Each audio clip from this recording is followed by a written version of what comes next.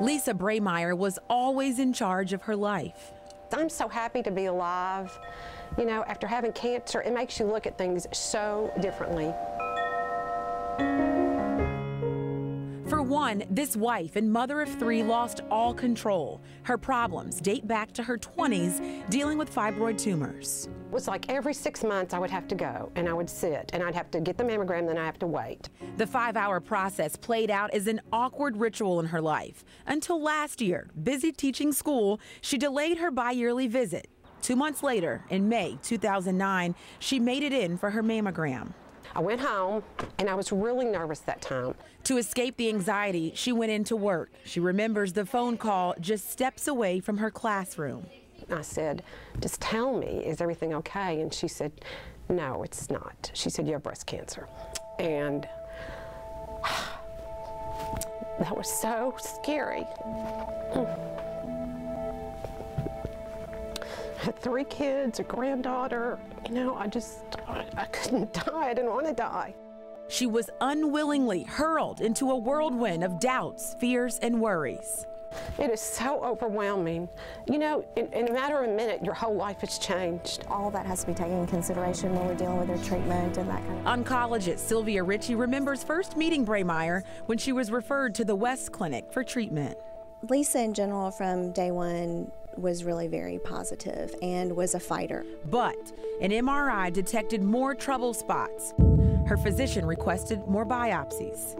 I was on that table and tears would just roll out of my eyes. I just couldn't stand it anymore. It was like I was so tired of it all. It was like that, and at that point, I said, I'm done. I'm done. I don't care what they find. I don't want them. It's just not worth it. Ritchie says, in general, physicians try to promote breast conservation or a lumpectomy, just removing the cancer and surrounding tissues. But in some instances, like Breymaier's case, the woman opts for a mastectomy, a complete removal of the entire breast. Some people say, listen, if there's a chance there could be cancer anywhere else, I want both breasts removed, no question. After analyzing her family history of cancer, especially remembering her mother's struggle, Breymaier's choice seemed obvious. I didn't care what they looked like. I mean, I just wanted to be alive. I just wanted to know the cancer was all gone. I wanted it out of there. I just wanted it away. She thought her worries would be over. Sadly, the stress of the disease continued. After having both breasts removed last August, new problems surfaced. Looking in the mirror was hard, and getting dressed posed problems. I wanted to be able to wear my clothes. I wanted to be able to wear a shirt and not look funny. And I wanted to be able to put my bathing suit on and swim with my grandchild and my children. And when we go to the beach every year, that was a big deal to me, just to be able to put my clothes on. So this grandmother decided she would undergo plastic surgery, but her husband wasn't on board. He said, Lisa, you didn't need those. Those were not good for your body. His words weren't enough to discourage her. The image issues were too much. Ritchie says it's common for women who move from patient to survivor to suffer with their new look, often without hair and breast. With the advances in plastic surgery, more women are opting for that treatment. Sometimes the plastic surgery is simply functional. Oftentimes women just say, you know, I just need something to sort of fill out my bra or look normal in a bathing suit. But other times it is really all about looking anatomically correct again. And all of those things are so important in self-image. In December, after a delayed decision, her insurance covered her breast reconstruction surgery. We used to kid around, and I told my husband, you know, I was going to be a D, and I was going to be real cute and big, but when it really came down to it, you know, no. Just put me back together and let me have my life again.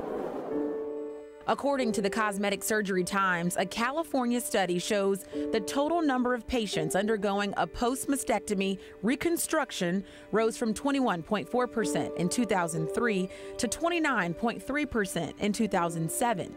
Dr. Greg Lawrence, a board-certified cosmetic surgeon, helps women in the process post-cancer removal. Lawrence is a member of the American Society of Cosmetic Breast Surgery.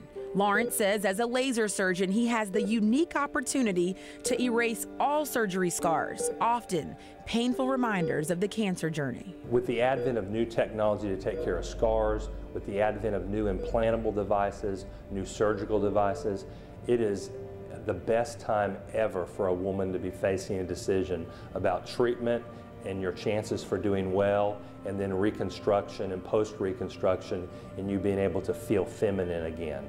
In a way, Lawrence is the happy side of medicine, giving women back something that often means so much.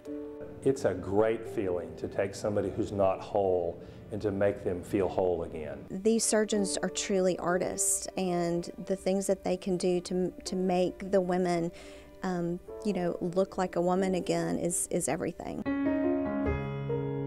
And that's where Lisa Breymaier is, feeling complete after an unexpected journey. And I think the thing that was so hard was you have no control. From pain to fear to joy, it's often said a journey of 1,000 steps begins with one. And while this journey for Breymaier is far from over, she is one step closer to accepting her life, her cancer, and her new self. For Health Matters, Lauren Johnson, Fox 13 News.